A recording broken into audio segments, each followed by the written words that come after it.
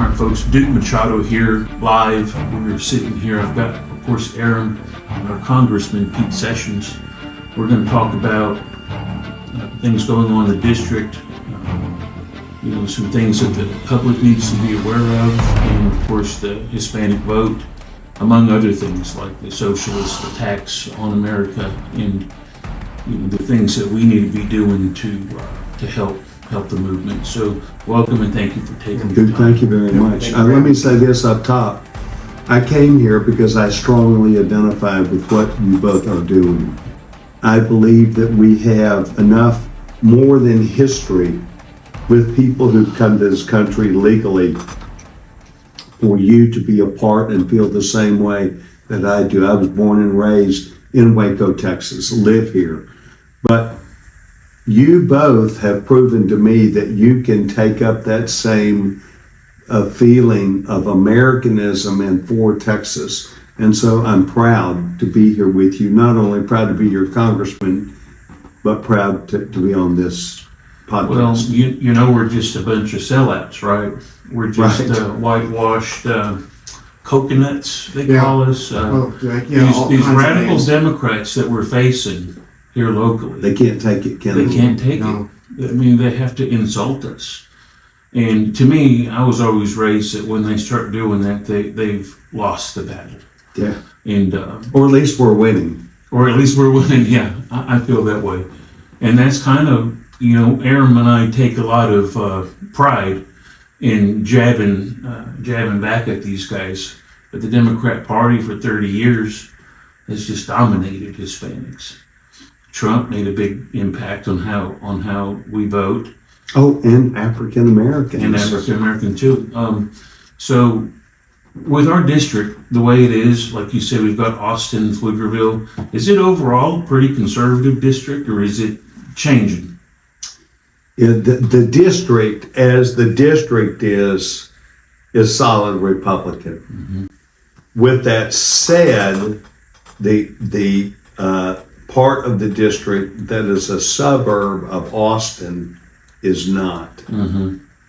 And that is a large population to where the seat almost everywhere else is solid Republican. But when you go to Williamson and Travis County, it's a huge population. Mm-hmm. And it's about a 65% Democrat vote there. Mm-hmm. So you will see at 11 o'clock or maybe close to midnight on election night where I'm still losing. Mm-hmm. That's because that vote is in and the rural vote is not in yet. Mm-hmm.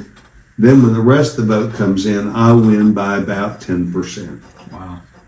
Well, we were looking at your opponent's website, and he's as liberal as they get. He is, everything is DEI, wokeness, equity. What do you say to voters who, hear that and initially it sounds attractive, but what's the truth behind that? The truth behind DEI has revealed itself and does in Congress almost every day. In our hearings, in their discussions, and last week in Government Reform and Oversight Committee, of which I sit as the subcommittee chairman for government operations and the federal workforce.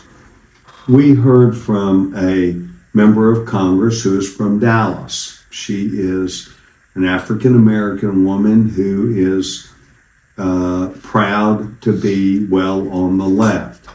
And she engaged the witnesses who we had and said that she believed we should hire more people based upon what might be diversity.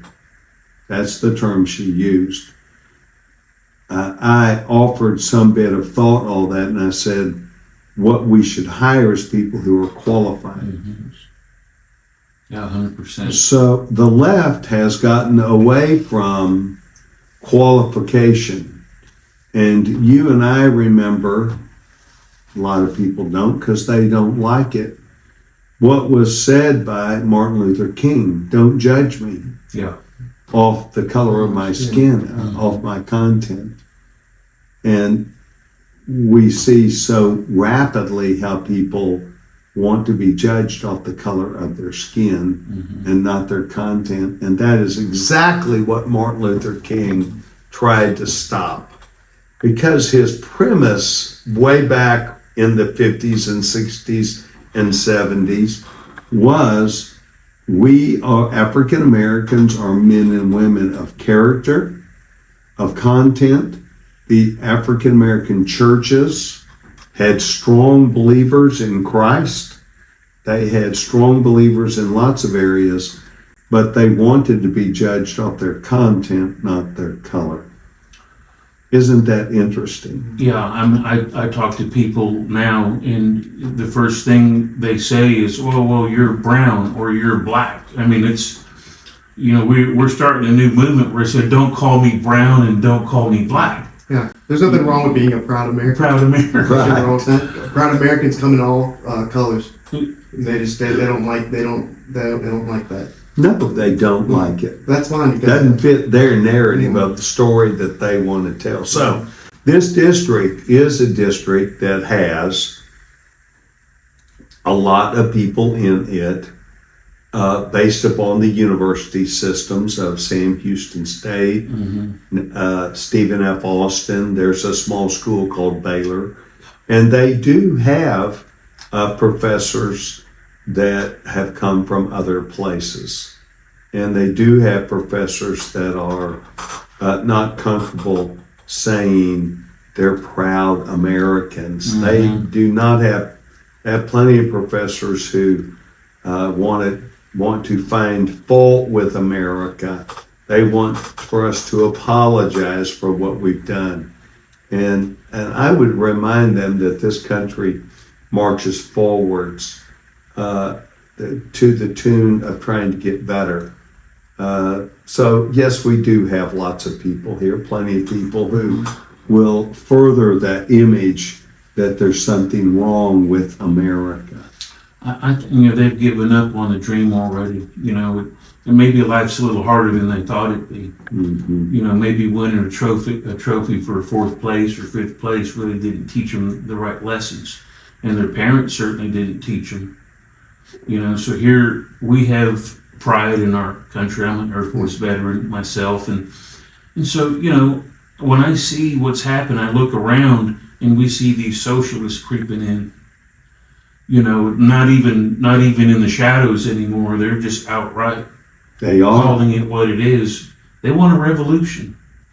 Well, in fact, I don't think you're wrong. I think that this is something that we have seen for quite some time. We saw it certainly in Oregon. We saw it in Minnesota. We've seen it in parts of Michigan. We see it demonstrated of outlandish behavior in downtown Chicago, Philadelphia, New York, and it's exhibited then, which they did get right, infiltrate the district attorney, and you can win. Yeah.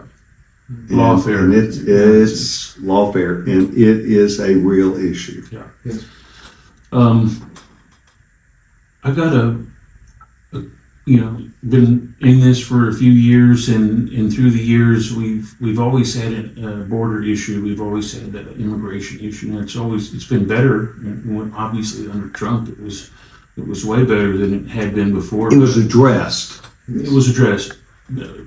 When can Republicans start to address the solution and take it away from the Democrats for how we're going to filter out or do whatever we have to do with all of those illegals that are here? The larger issue that you speak of has more to do with what lies ahead than stopping where we are. I believe it's a given that President Trump will, with great relief of the American people, come and finalize the job of building the wall. Yes. And I believe that that is seen by most people, a vast majority of people, as thank you. Yes. And that is because law enforcement is being overrun and taken advantage of. And forget the legality, just the human carnage that takes place. Then what certainly lies ahead is how do we deal with the issue of people who've come here who are overwhelming our cities. And you will find probably no support from President Trump nor Republicans when they begged people to come where they are. However, we do have to deal with the long-term implication of adding 30, 40, 50 million people to our country. Our country is not designed for that. We grow bits and pieces. We are in trouble right now financially. This will indebt our country in very different ways. I believe we will have to deal with this issue. I believe they've come here illegally. They knew they came here illegally, and we're going to have to deal with them as illegal immigrants. And I think in some regards, while it's more work to do, it's going to make it easier of what has to be done. Now, what does that mean? Does that mean to the southern point of entry of the country that they came from, take them to the southern tip of Mexico? I don't know. We certainly wouldn't take them to Nuevo Laredo and ask them to leave. Although that might be some bit of an answer because we will fortify our wall. We need to look at illegal is illegal, and as long as they are illegal in this country, they will commit crimes, and our American people will be in trouble. So this goes wide to a point of why it's so important. When I spoke to a naturalization ceremony about a month ago, and I spoke with them about how they have chosen to be Americans. They've chosen to learn our laws and how we operate. And I think that that is vitally important that people go through this, not just be here, because in fact, there are customs, laws, and traditions that people bring with them that are against the law here. And they will never submit themselves to us unless they become legal. And that is done through a process where they're going to now try and put themselves ahead of 20 million other people who were waiting to Not come gonna here. like that. No one's gonna And like that. we're not going to do that. And it's also, you know, it's an insult to people, like you said, that have done it the right way. My great-grandparents, they came during the Mexican Revolutionary War. I've seen their papers. I've seen their naturalization papers. It made me feel so proud that they came during that time because they wanted something better for their family. And then you look now, generation after generation. My grandmother actually has a story about the whole thing, and as she goes through it, she talks about the struggles, but at the end, she says it was worth it, and she's so happy. And before my grandfather died, he said, "I'm so happy that things are so much different now, Papa. We live in the greatest country in the world." They're proud to be Americans. Yes, exactly. Proud to be Americans. But you see, this goes way deeper than just the border. This goes deeper to a defeating what is America. America is the largest capitalist nation. And to undermine America at its source means that they cause disruption. But the same thing would be true of student loans. Same thing would be true of a lot of things where they are trying to attack America at its core. And so this is where that gathering together of principles and ideas with the Hispanic and with the African American who have a natural heritage with America. I think Hispanics do have a natural heritage. I can't say, Chinese. I can't say a lot of other people, although there would be an argument there. But I think that in particular the Hispanic sees where their value-driven system is way closer to my party. I'm a Republican, and they're welcome. Yes. And we want them. Yes, and it's like Duke was saying earlier, you know, we align with God, family, hard work, opportunity, less government, no handouts. And what's going on right now, Latinx, they want to teach you know, our kids that they can change their gender. No, we're trying to get the message out, and a lot more are waking up more and more every day. And that's one thing me and Duke are very dedicated to. I'm very lucky to be under his mentorship, and also as a colleague and as a big brother figure. He's been in the game for a long time, and I've certainly have learned a lot. And one thing we carry just the same as you, Americanism. We love this country. Americanism, Yes, we and love I this think country. that is. Well, I want you to know that we will be engaging our campaign at some point, and would love to work you not only into that campaign but with me, and believe that there was a lot. We had a young woman who's Jessica, who ran for the JP here, and I did a lot of things to try and help her. Yeah. While she did not win, what's interesting is the Republican strength got her close. Got her close. So Jessica is certainly a part of that, and she would be a good person to talk to also. Oh, I know Jessica. I know her dad. Oh, good. So yes, we're all on the same page. And here in McLennan County, I know your district's really big, but maybe we could start collaborating with other counties in the district. And I'm sure when you unveil your plan, definitely include us. Good. One last thing I want to get from you, because we need all these little nuggets, because as we're battling, we use it like ammunition. And right now we're fighting for hearts and minds of the young Latino, the 16 to 18-year-old just getting into voting. We already know they've been conditioned for Democrat, but what would your message be to them, and maybe even along the lines of what do they need to aspire for? What kind of vision should they have? Well, that's very important, and I think that this vision comes parallel with a desire. We would like for them to know that this country, there are handouts, there are government programs, but those government programs, short-term and long-term, are not going to take you where your dream is. And so we think that they ought to have some idea about what's in their best interest.